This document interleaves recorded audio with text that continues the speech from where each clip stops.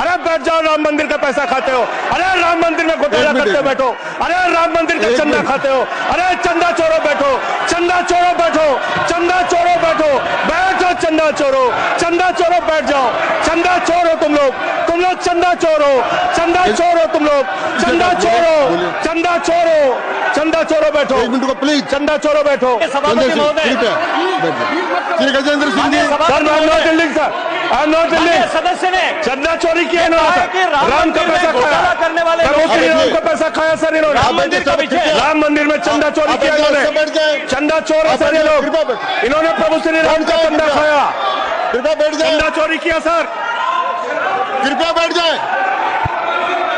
राम मंदिर के संबंध में सर राम मंदिर के संबंध में कहे गए सभी शब्दों को मैं कार्रवाई से निकाल रहा हूं, कार्रवाई से निकाल दिए। 2 करोड़ की जमीन 18.5 करोड़ में खरीदी इन लोगों ने, 2 करोड़ की जमीन अयोध्या में 18.5 करोड़ में खरीदी। मान्यवर कृपया, मान्यवर मेरा टाइम बचाया जा सर, मान्यवर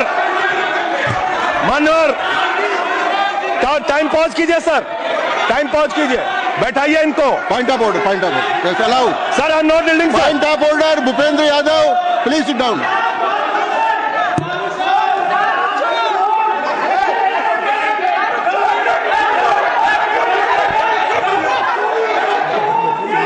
भाई पॉइंट ऑफ ऑर्डर मैंने दिया, आप जाइए स्थान पर, कृपया अपने स्थान पर जाएं।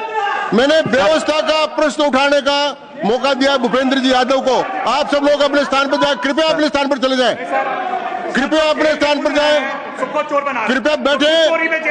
मैंने भूपेंद्र जी, कृपया बैठ जाएं, कृपया। श्री भूपेंद्र यादव सर, मैं पहले Bhupendra ji, yes sir, Bhupendra Yadav sir, Madan ji Rathore कृपया बैठ जाएं सर, ये कृपया। मैंने भूपेंद्र जी यादव को व्यवस्था का प्रश्न उठाने की अनुमति दी है, लेकिन मैं पहले बता दूं कि राम मंदिर के बारे में जो कुछ इनको कहा मैंने उसको एक्सपेंस कर दिया, वो कार्रवाई का हिस्सा नहीं है।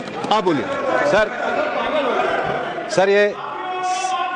सर, ये सदन का उच्च सदन है, रूल में बता देता हूं, रूल 238 और 240, आप 238 और 240, 238 and 240, you read it sir, there are sir 2 rules है, 238, 240, मेरे को बुक की जरूरत नहीं है, हाउ टू स्पीक ये 238 है सर, 240 बड़ा इंपॉर्टेंट है जी सर। कोई भी सदस्य अगर इररिलेवेंट बोलता है, अगर तो ये चेयर की पावर है कि उस सदस्य को रोक सकते हैं। जो विषय डिबेट से जुड़ा हुआ नहीं है, जो विषय सदन से जुड़ा हुआ नहीं है, इररिलेवेंट विषय को आपको रोकने का अधिकार है। जो सदस्य संजय सिंह जी बोल रहे थे वो इररिलेवेंट है। तीसरा एक और विषय सर, 238 में बोलने के बाद जो असंसदीय शब्द है, किसी भी पार्टी के बारे में, किसी के बारे में जो असंसदीय शब्द है वो बोले गए हैं, तो उसकी भर्त्सना भी हाउस पूरी तरीके से करता है। माननीय Triti Shiva.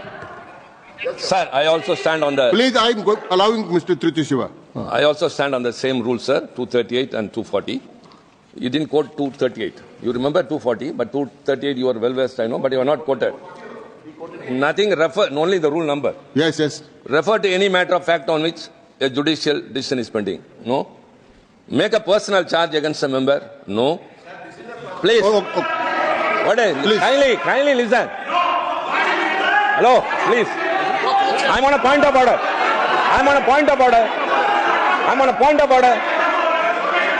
Point of order आपने अलाउ किया है? What is that? Point of order आपने अलाउ किया है? Rule 240. सर, सुन ले एक बार। सर, मैं निर्णय मुझे करना, आप तो सुन तो ले।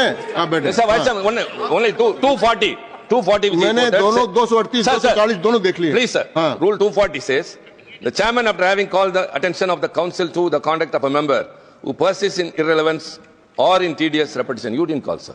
Whether it is irrelevance or repetition has to be decided by the chair.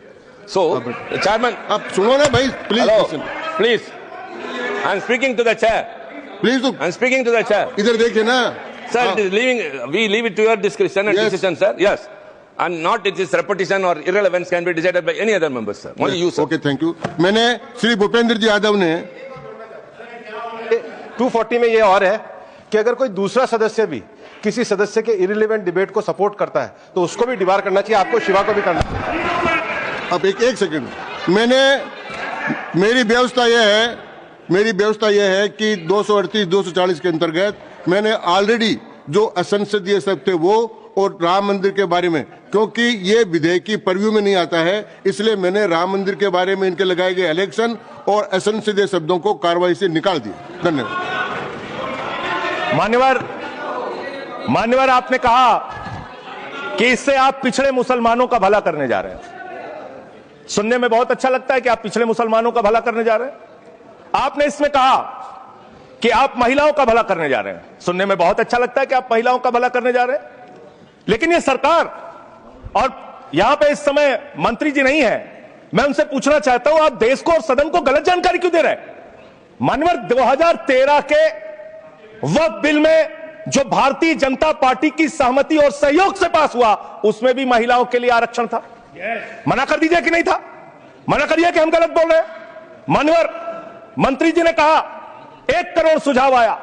मैं आपसे पूछना चाहता हूं, कितने करोड़ ईमेल आए, कितने करोड़ पत्र आए, कितने करोड़ सुझाव आए? पूरे देश को जानकारी दीजिए, और मैं आपको दावे के साथ कह सकता हूं, जब पूरा सच सामने आएगा तो देश को पता चलेगा कितने लोग इस बिल के विरोध में थे, कितने लोग इस बिल के समर्थन में थे। मैं जेपीसी का सदस्य था मानवर, मैं कह रहा हूं आपसे लाइए। और आप पिछड़े मुसलमानों का भला करना चाहते हैं? मैं आपसे हाथ जोड़कर निवेदन करता हूं, विनती करता हूं, और हमारे जो मित्र उधर भी हैं, अगर आप मेरी बात से सहमत हैं तो समर्थन करना। समाज में छुआछूत को, बीमारी को मिटाने के लिए चलिए उठाते हैं कदम, और अगले सत्र में एक बिल लेके आइए। जितने भी हिंदुओं की कमेटियां हैं, ट्रस्ट है, बोर्ड है, उन सारे ट्रस्ट और कमेटियों में 80% आरक्षण दलित, आदिवासी और पिछड़े हिंदुओं को दीजिए। मैं समर्थन करूंगा आपका, माला पहनाऊंगा आपको। आप पिछड़ों का भला करने की बात करते हैं, आप दलितों का भला करने की बात करते हैं। आपकी मातृ संस्था आरएसएस 100 साल तक आपने एक भी दलित, पिछड़ा और आदिवासी, एक भी महिला को आज तक आरएसएस का प्रमुख नहीं बनाया। आप दलितों और पिछड़ों और आदिवासियों की आरएसएस के बारे में भला करने की बात करते हैं।